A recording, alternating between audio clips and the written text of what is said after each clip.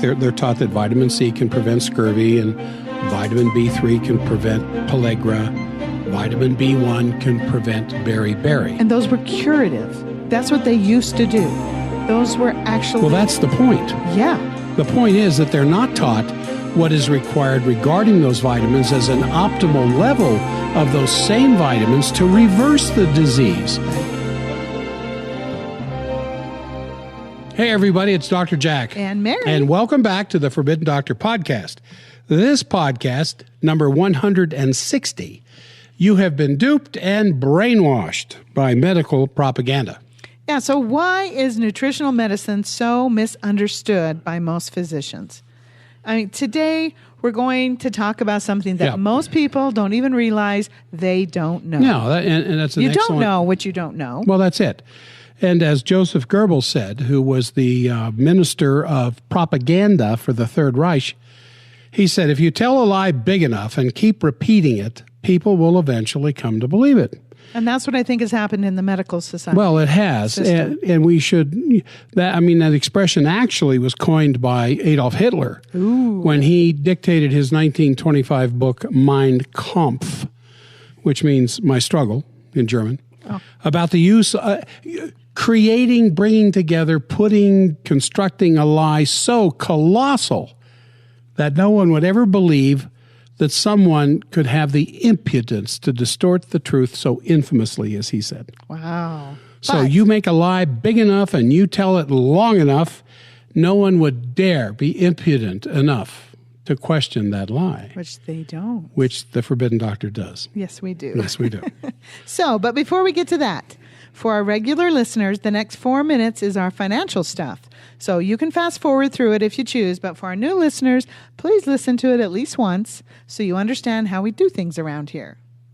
So before we begin this informative and forbidden podcast, we want to take a few minutes to talk about why we do not have sponsors. Yeah, we've been approached many times to sell different products on our show. But we've always been compelled to resist these financially tempting offers because many times they lead to an attempt for editorial control over what we say. Yeah, and what we're doing here is too important to be controlled by corporate interests.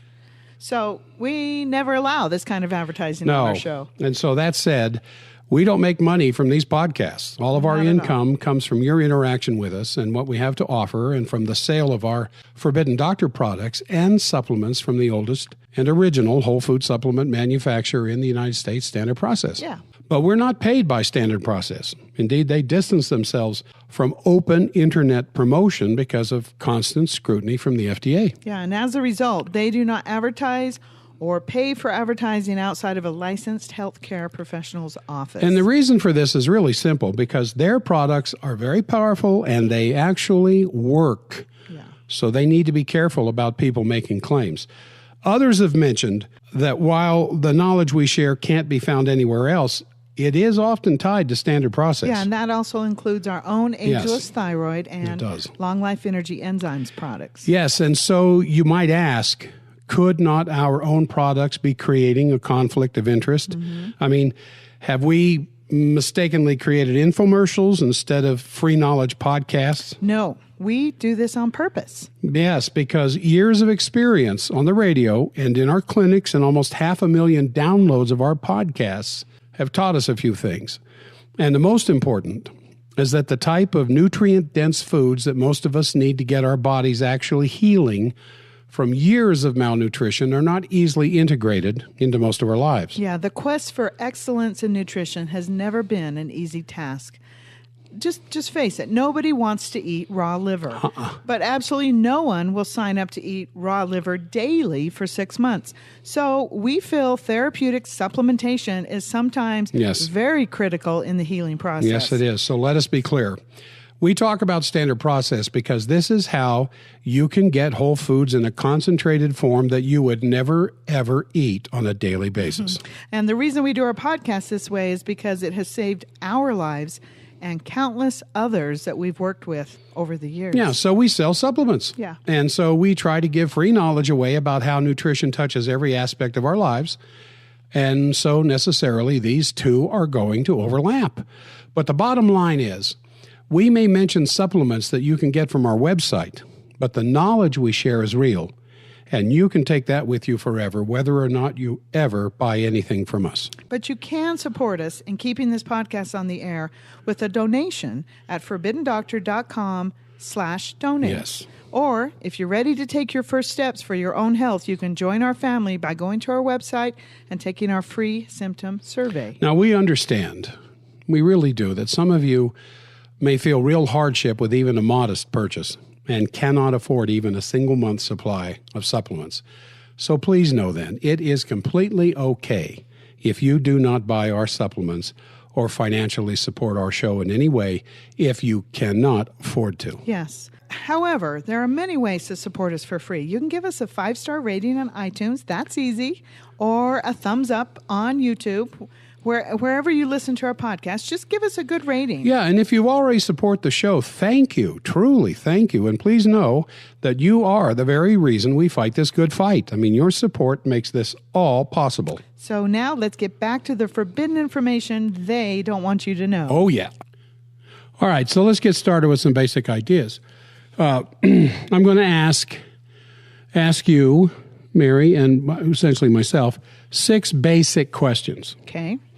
Question number 1 is, why is nutritional medicine so misunderstood by physicians? Oh, I don't know. You don't? It drives me crazy. Well, what can be, well, I have the answer. It's because we think they know. Yeah, we assume that an MD is a scientist. Yeah. Which couldn't be any further from the truth. Right. If you see PhD after their name, if you see MD, PhD, then they have scientific training. Which my brother does. But He's if you, PhD. No, he doesn't. Yes. He has an MBA. He doesn't. No, him. I meant my other brother. But he's not a medical doctor. I know. Well, that's true. So he is just a PhD medical. But he's been trained in science. He's a scientist. Mm-hmm. He's a true scientist. Your MD brother is not a scientist. He makes drugs. The PhD does, yes. Right. So, again, why is nutritional medicine so misunderstood by most physicians? Well, what can be said about a medical education can also be said the same thing for a chiropractic or a dental or even a law education. There are just very few hours available for study of anything outside the core curriculum. Yeah. I mean, you've got just a few semesters to learn what you need to know to pass national board exams, or for attorneys, of course, the bar exam in their own state. And so the curriculum that is involved in med school or chiropractic, med school's 8 semesters, chiropractic is 10 semesters, law is 3 years. Wait. So you have more semesters than a medical doctor? Yes. But a medical doctor after 4 years will go intern for a year. Specialized. So there's a couple more, but it's outside of school, although it's supervised as an intern, but they're an MD. Well, you specialized in NUCA, too. Yes, I did upper After cervical school. work, right, after school. So you go more into the structure and the function, and medicine goes more into the drugs. Yes, right. And diagnosis. Well, we do diagnosis too. So. Right, but surgery or whatever they're specializing in. Yeah. Right. So the curriculum then in these various disciplines is designed by those who administer the national and state exams and by those who want to control the industry.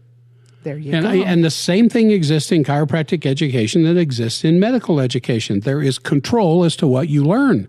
Yeah, in other words, a professional education is oriented towards passing a series of tests, not after the common sense awareness that just accumulates through evidence-based healthcare. In other words, what you're taught in these schools, you are taught to pass exams because if the school doesn't have high exam pass rates, they're not going to have any students. Yeah. And who creates the exams? The people who are controlling the industry. Like in chiropractic, we go through 4 rounds of national board examinations that can take anywhere from 2 to 3 days to complete. And the questions are submitted by the instructors of these various disciplines in the various schools, the same as it is in medicine. I mean, there's only so many times or so many ways to ask a question about a certain liver enzyme function. But those questions will show up on a test, whether it's chiropractic or medicine, doesn't matter. So you learn a lot about the body. Yeah, you learn a lot about the body in a sense being oriented towards taking a test, not in the common sense examination that occurs through a common sense approach to evidence-based medicine. In other words, or evidence-based chiropractic. In other words, what do you see on a daily basis regarding this problem in this particular application, as opposed to what the textbook says? And as far as medicine is concerned, medicine is the lifetime study of the chemistry of drugs. And as such, there's no need to think about the chemistry of nutrients. Yeah. I mean, the chemistry of chemo drugs, antibiotics, vaccines, immunotherapy, I mean, that's what they study in med school. So why would an MD spend any time learning something that they have no intention of using? That's a very good question. Yeah. Oh, wait, just to help their patients, maybe? Well, they're helping their patients through the training of Western medicine. There's no room for nutrition in that for the reasons I just explained. It's the same thing. There's no room for surgery in a chiropractic education because that's not what chiropractic is oriented towards. Right. So why should I study surgery when I have no intention of ever doing surgery? Well, because you know me, I want to get to the foundational reason for everything. But I understand what you're saying. They are trained to handle crisis care. They are not necessarily trained to find the foundational reason for this. And that is through many different reasons, nutrition and all kinds of different things. But go ahead. All right. So question number 2, or statement number 2, a modern medical education teaches the notion that some micronutrients can prevent a nutritional deficiency, like they're taught that vitamin C can prevent scurvy and vitamin B3 can prevent pellagra, vitamin B1 can prevent beriberi. And those were curative. That's what they used to do. Those were actually... Well, that's the point. Yeah. The point is that they're not taught what is required regarding those vitamins as an optimal level of those same vitamins to reverse the disease or to preserve health. I mean, the idea that a certain deficiency can cause this or that symptom never progresses to the idea that an optimum level of that same micronutrient could actually reverse the disease or reverse the condition. Which is what they used to do. Which is what 100 years ago, before antibiotics, that's what they did. So it would be the same thing as recognizing that, why do we have drought in this area? Well, there's not enough water. But then just accepting the fact that there's not enough water, rather than moving to the higher realization that if we build a reservoir, that could provide water for hundreds of acres of arid land. They recognize the deficiency of water is causing the problem, but they don't say, well, let's make a lot of water so we don't have the problem. Let's fix the They problem. recognize that a deficiency of vitamin C can lead to scurvy, but they never think about using a lot of vitamin C to cure the scurvy because they're not taught that. Or the nutrition. Well, yes. Why they're not eating enough vitamin C. Why are they not following their cravings? Very good. They're not taught that, and this is completely ignored in clinical medicine. They're just trying to find the right drug. So, it's kind of like, well, who cares what they eat? I mean, this is left out of a medical education that the right foods can and do reverse disease that are caused by malnutrition. And to use a chemical-based drug to reverse the symptoms of malnutrition is where these things kind of fall flat on their face. Now, speaking of my medical brother, my brother that's an MD, he wrote the saying, actually, that was on the front of the hospital. That's the miracle of science. And I forget, it was 3 things, but one of them was the miracle of healing. And I confronted him and I said, but you don't do any healing here. If you did healing here, you would have, an animal farm or a greenhouse attached to the hospital. You do wonderful crisis care. You save lives every day. But the miracle of healing is done inside your own body. Yeah, very good. Okay, the next point. Medical doctors are taught that their first observation, of course, is pathology. In other words, what disease is present? What's going on here? What disease? And that can only be obtained by looking at microscopic slides or blood tests or various kinds of imaging of diseased or fractured or tumorous tissue. Their orientation is to observe through these various kinds of testing damaged cells, damaged tissue after the fact. And it's been interesting because I've been reading a lot about Chinese medicine because I'm getting that functional herbal therapeutic certificate. Right. And they talk about Chinese medicine, and they saw the body as dynamic, as fluid, as never static. They didn't do pathology. They didn't do tests and said, this is where you are. You have too little testosterone. You have too much.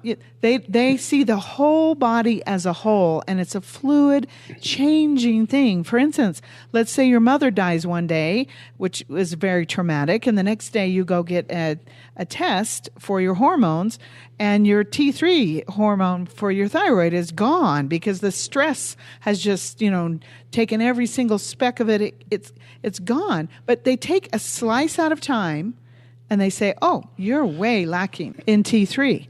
And the Chinese didn't do that. They see the whole body as this dynamic, fluid, moving thing, and they just try to unblock blockages, and of course that's acupuncture.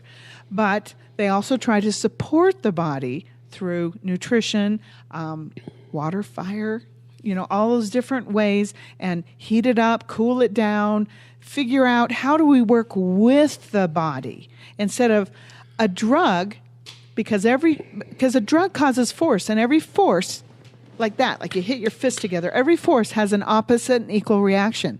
So yeah, every force has an opposite and equal reaction. And so every time you take a drug, there are always these side effects that then you have to deal with that. And then you have to deal with that side effect. And then you have to deal with that side effect from that drug. So that's what we're talking about here, right? Yeah. So medicine is trained to diagnose a particular problem based on what you just said. What do the tests show? Mm-hmm. Nutritional medicine, however, considers what is going on with organs and their cells before injury or disease is blatantly obvious. There's other ways to look at the body before it breaks down to see that it's moving towards a breakdown. Preventing. And that's where the nutritional aspect comes in. Which is a legal term, and nobody can use the word prevent except for medical doctors. Yeah. So that brings me to the next point. The next point is that modern medicine is an interventionist concept.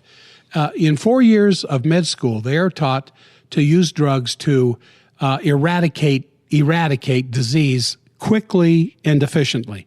That's what their orientation is. Find out what it is, fix it, and get rid of it as fast as possible. And like you said about drugs, enforced drugs act through force.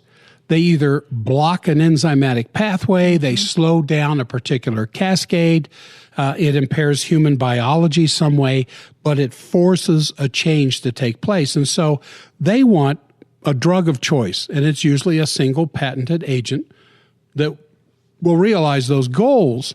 Now, nutritional medicine, by contrast, is not interventionist. It calls for the restorative orientation. Supportive, restorative. We want to restore the body. Your body is set rather to than force it to do something. Well, that's true. Not to degenerate. And so the strategy in nutritional medicine is not immediate intervention and the interruption of some diagnosed event. Rather, it's to provide a large array of micronutrients in optimal proportions to replenish what is usually the effect of malnutrition. Mm-hmm.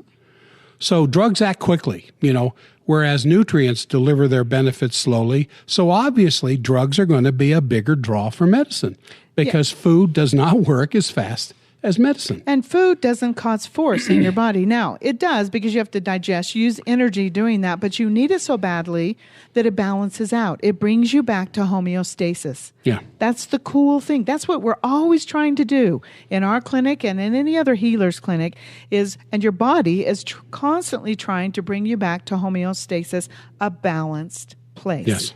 So that's why we always talk about eating what you crave, because that will balance out what your body is calling for. Yeah. And it doesn't cause a force in your body, and you stay in this beautifully balanced state. This morning for breakfast, I craved some sausage.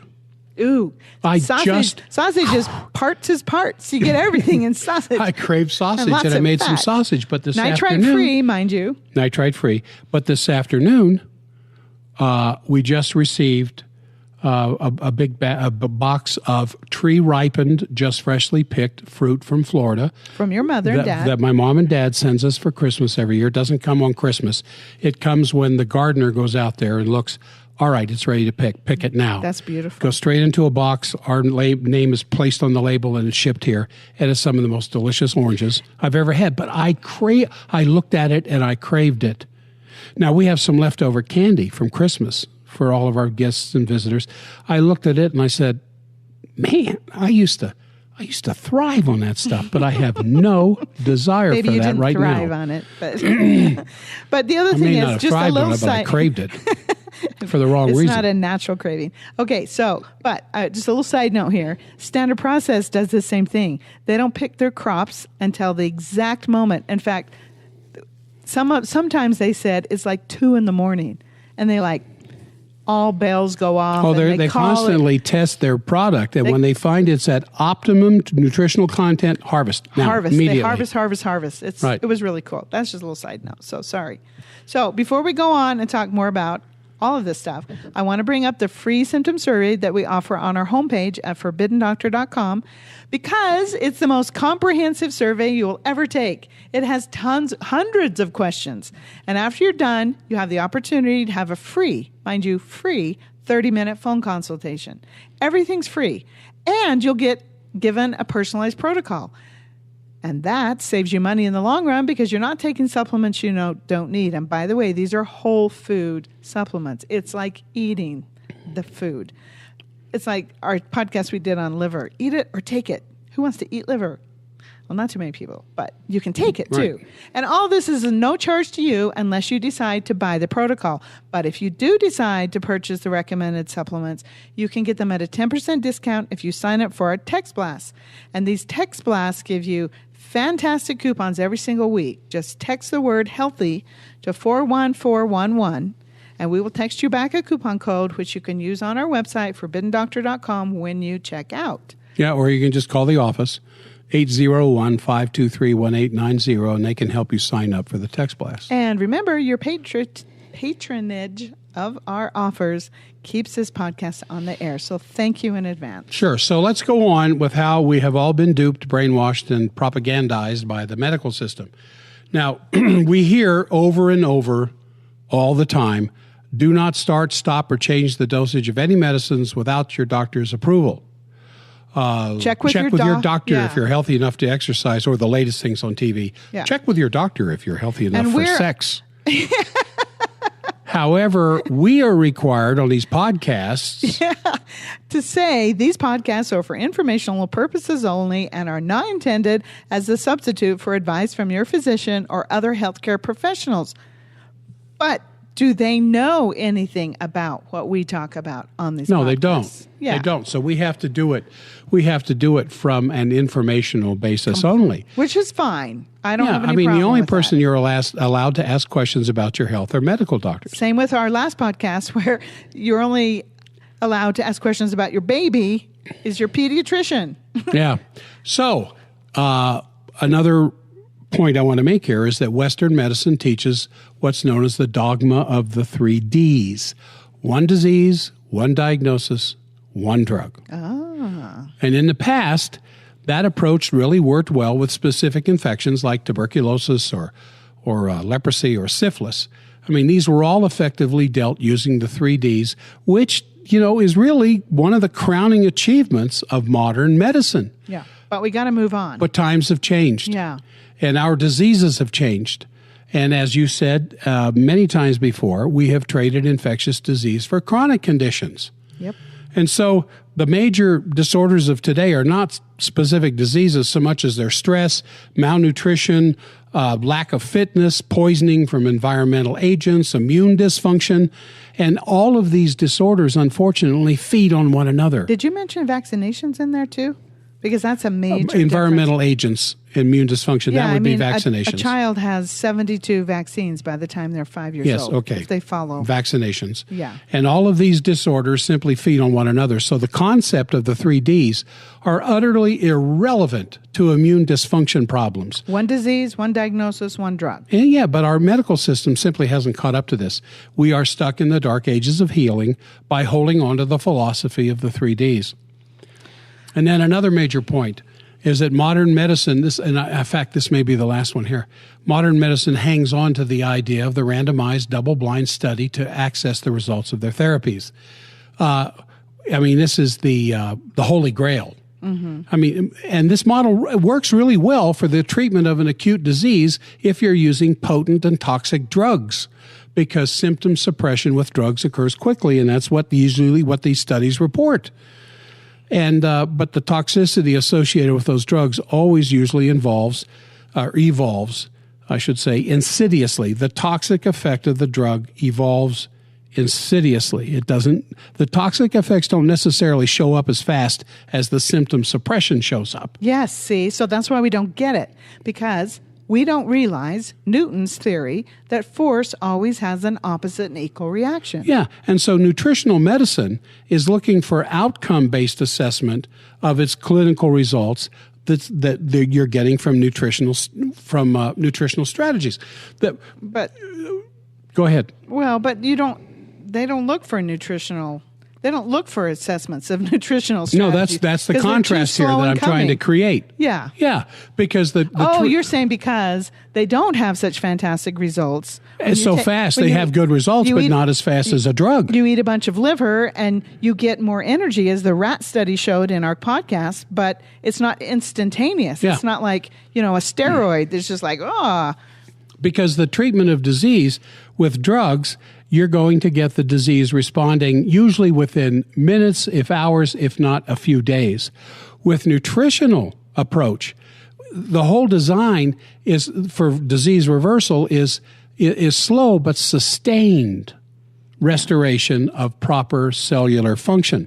Even after adulthood is reached, as far as physiology and our metabolism is concerned, the cells in our organs continue to grow and die, and they're replaced by new cells. This takes time, just as it takes time to heal following a serious disease. Unless you're a vampire.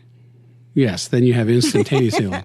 However, drugs can achieve what they were created for very quickly, which is the suppression of symptoms. Yes.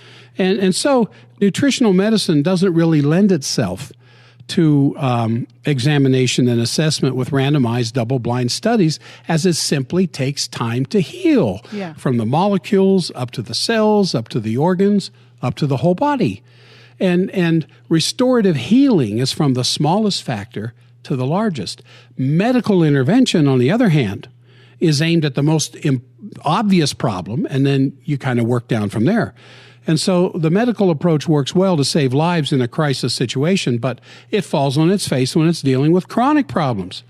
As a chronic problem almost always has a malnutritional aspect that can't be reversed with drugs. Yeah, but they don't look at that. Only the suppression of the symptom, exactly. Because of what I said at the very beginning, they're not trained in that. Right. And as Dr. Hill, who took care of my sinuses here almost 2 years ago, he said, hey, I believe what you're telling me, but you got to, and we were talking about nutritional approaches and using ozone. He says, I have no problem with that, but you got to understand, I'm trained in Western medicine.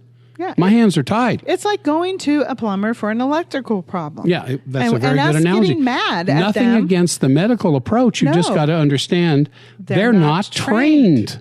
Boy, we said that together. And unfortunately, the randomized double-blind studies are looking for results in days or weeks. And there's mega studies out there that involve years of research study, but they're fewer than a specific study. However, this so-called scientific approach is like Moses on the mountaintop. It's sacred. Yeah. It's the modern-day God of healing because you can get quick results. It's miraculous. Yeah. But at what cost? Well, and then also you've got this. Let me pull this down here so you can read it a little bit better. This is from... talking about randomized double-blind studies. Yeah, she's the editor-in-chief of the Marcia Angel. New England Journal of Medicine. Was. She was. But the New England Medical Journal of Medicine is regarded as one of the most prestigious peer-reviewed medical journals in the world. Oh, it is. Here's what she said. She said this, and it was the editor for, I think, 20 years? Yeah, long time. It is simply no longer possible to believe much of the clinical research that is published or to rely on the judgment of trusted physicians or authoritative medical guidelines. I take no pleasure in this conclusion, which I reached slowly and reluctantly over my 2 decades as an editor of the New England Journal of Medicine. She's a physician. Yes, too. she's a physician. Yeah. And so, and listen, I'm not spanking medicine. Or their research. Or their intentions. It's so it's fun. just that, like you said, you don't take your new 4K quad super hydro powered new gigantic resolution television to a plumber if it's got problems. No, but here's the other thing. They changed their mind on this stuff. For instance, last week we talked about my daughter that had a baby and, her milk wasn't coming in. And so the nurse said, we used to say you need to warm up your breast, and stand under warm water to get your milk to flow. But the new studies are showing that you put ice cubes on your breast and you lay back and let the inflammation go away. Now, Is that where my taste of cold milk came from? I love my milk cold. Here's where I went nuts because I said, what's going to happen with the newest study? So somewhere along the line, common sense and centuries of women nursing has to take effect where you cuddle a baby to your breast. The baby keeps your breast warm. You walk around after you have a baby. Gravity pulls the milk down. But they made her lay back and freeze her breast. Oh, for Pete's sake. As you said in the last podcast on breastfeeding, mastitis raises the temperature of the breast to move dissolve the blocked milk ducts. Mm-hmm. What's ice going to do? Yeah, so here's, Marcia. That's interesting. Marcia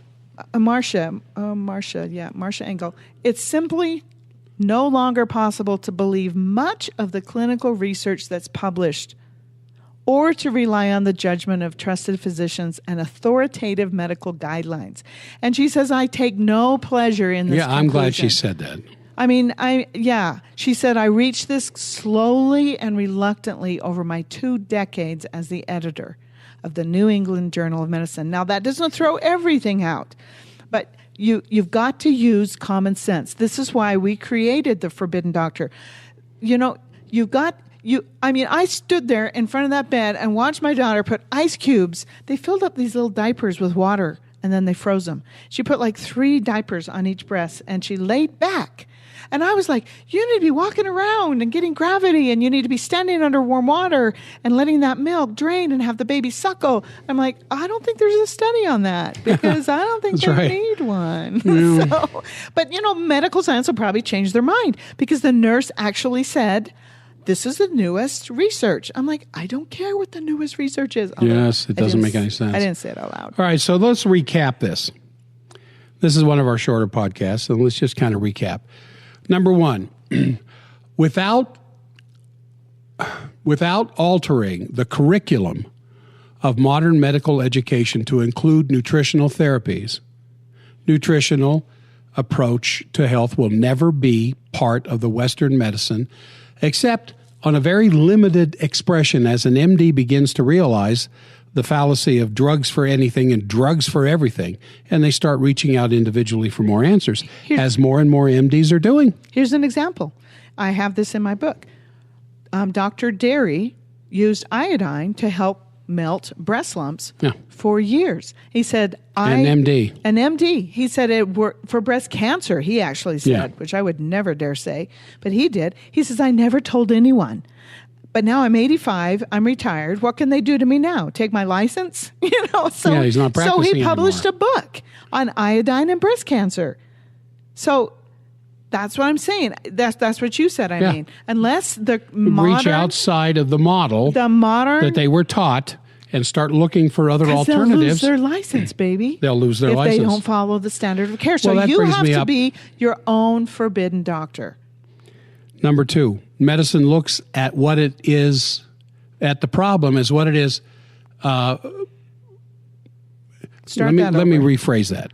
Medicine looks at what is before it after the problem has happened instead of looking at some evidence that a problem is brewing. I think that's what I'm trying to say. Yeah. In other words, there has to be something that can be diagnosed before treatment can begin. In other words, yeah, you got some problems, but we're not sure what it is. Come back in 6 months. Well, that's what they said about my breast lumps. Exactly. They're like, we don't know what to do. Come back when it's cancer. So nutritional healing, though, looks at the signs and symptoms before a major problem occurs, and it starts nutritional therapy to offset that growing concern. Yeah. Now, and then there's the concept of the 3 Ds, the one disease, one diagnosis, one drug. It's just outdated. We need to change this. Yeah, so there's a lot of factors that come into play with today's healthcare. For instance, there now are well over 100 autoimmune diseases recognized today. Back in 1950, when I was born, the thought that the body could attack itself was rejected wholesale. It was just nonsense. It's impossible. Crazy. This has got to change. Then there's the randomized double-blind studies. The holy grail of medical research shows, positive evidence when the force of drugs are employed and people with medical degrees are involved in the research. This is critical because when nutritional intervention is used, it simply takes longer for results because there's no force when you use foods and herbs and minerals and vitamins. And any well-researched, and I know what I'm talking about because I did sit on a board of research in alternative healing. And it doesn't matter how well-researched, how well-designed, a large population study involving nutritional therapy having excellent results that does not have an MD or several MDs headlining the study will never see the light of day in today's medical literature. Only a maverick MD who's looking for trouble would ever put his or her name on published nutritional research that didn't involve drugs. And that's what that Marcia Angle, the former editor of the New England Journal of Medicine, is talking about. So you were on the chiropractic NUCA, National Upper Cervical Chiropractic Research Board, and you had to have... We had great research, but unless an MD was a prominent member of the published authors, no magazine would look at it, even though it was great research. And this is just so sad. Oh, it is. It's just so sad. I would have believed the same thing. I would be like, 20 years ago, I would be, where's the MD? Yeah, that's right. Oh, an MD wasn't a part of the study? Oh, forget it. There can't be any relevance because we assume an MD's a scientist. Yeah, I had one person tell me when I recommended their friend had cancer, and I recommended they go to Dr. Gonzalez's work and listen to some of his podcasts on YouTube, which you can. Now, here's a scientist. Because you read his stuff. You read his published research. Yeah, If they don't have published research, please don't call him a scientist. But here's the thing. They even got upset that Dr. Gonzalez had to state his credentials. He had to state that he worked with Sloan Kettering. He had to state what his Dr. Good, that the foremost oncologist of his day was his mentor. He had to actually mention these things. That he graduated with honors and all this stuff. And this person who was unfortunately arguing with me about going to Dr. Gonzalez, an MD, was like, an MD that has to state his credentials, isn't. Yeah, all that. Well, all that yeah, anyway. they're insecure. And I'm like, because nobody will listen to him because he uses nutritional healing in his practice. Yeah, that's why we call this thing... Yeah. How you've been duped and brainwashed and propagandized by medical propaganda. Yes, because just even that, when he had to state, Michael Landon that got cancer. I don't know if you remember him from Gunsmoke. Well, of course, no, from Bonanza. Oh, sorry, and Little House on the Prairie. Yes, and Touched by an Angel. Okay, when he went in to, how did I know this? I don't know, but when he went in to see Dr. Gonzalez, he left because he said Dr. Gonzalez's office wasn't fancy enough. That's how much. He went on to die of cancer. And he did. He died of cancer. Well, this is how it is. This is just how it is. It's not my intention. It's not Mary's intention to sound negative. We're not trying to spank modern medicine. It's just the way it is. Modern medicine looks for what is wrong after the fact. Believing, for the most part, that our bodies are inherently weak and we have time bombs in them that are going to eventually go off. Those genes. And only then do we go out and seek medical advice? You have to wait and wait and wait till you have a disease. Till a bomb goes off. Yeah.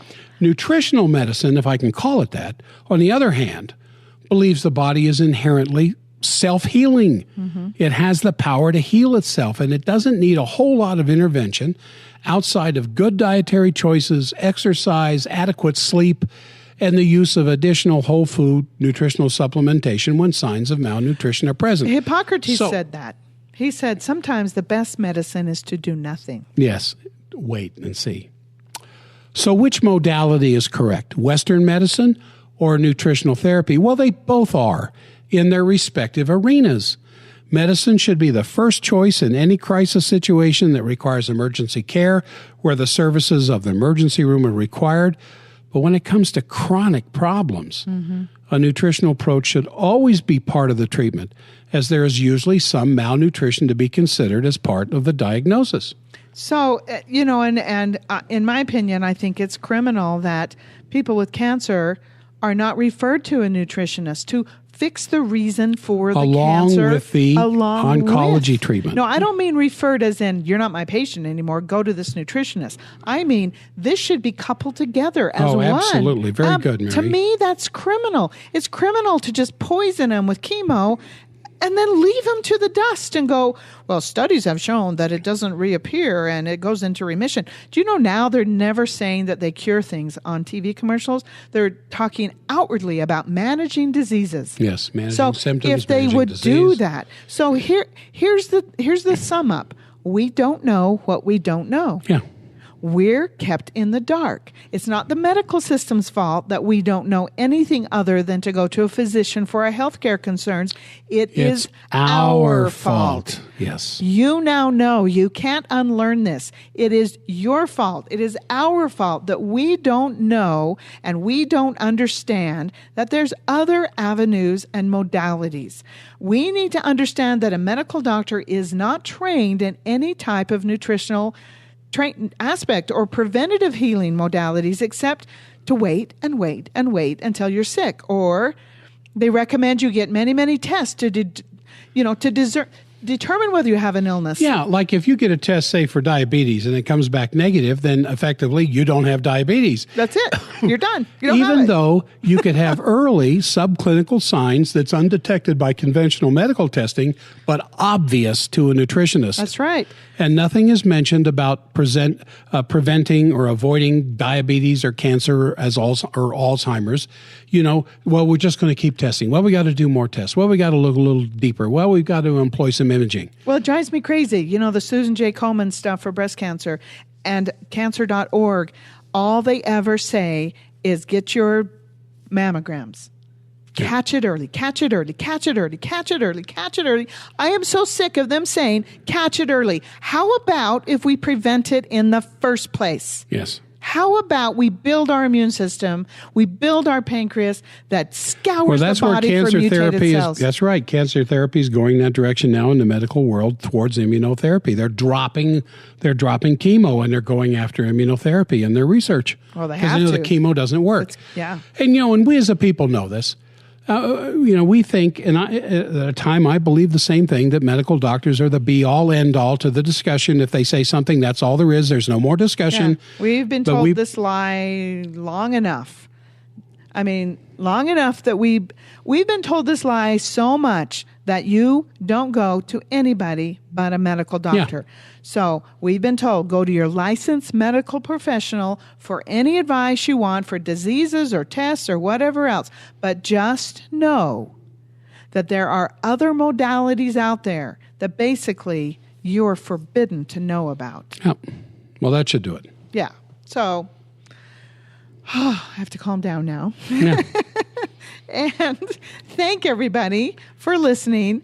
And you know what? You could really help us out and get this really important forbidden information out there if you go to iTunes and rate our podcasts. We'd really appreciate it. If you've liked anything you've learned so far, please go back to iTunes, go to YouTube and rate us.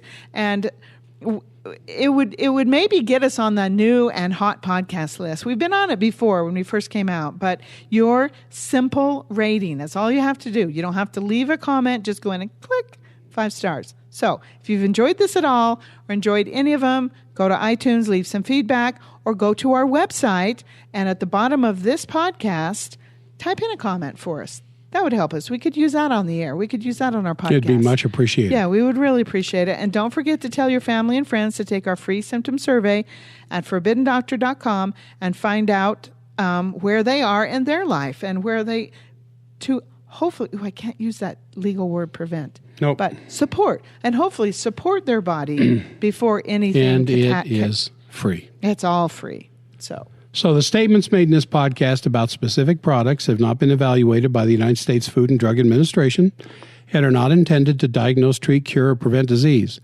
All information provided or any information contained on or in any label or packaging or this podcast is for informational purposes only and is not intended as a substitute for advice from your physician or other healthcare professional.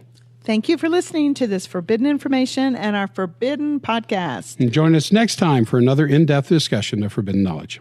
Bye-bye. Thank you for listening to the Forbidden Doctor Podcast.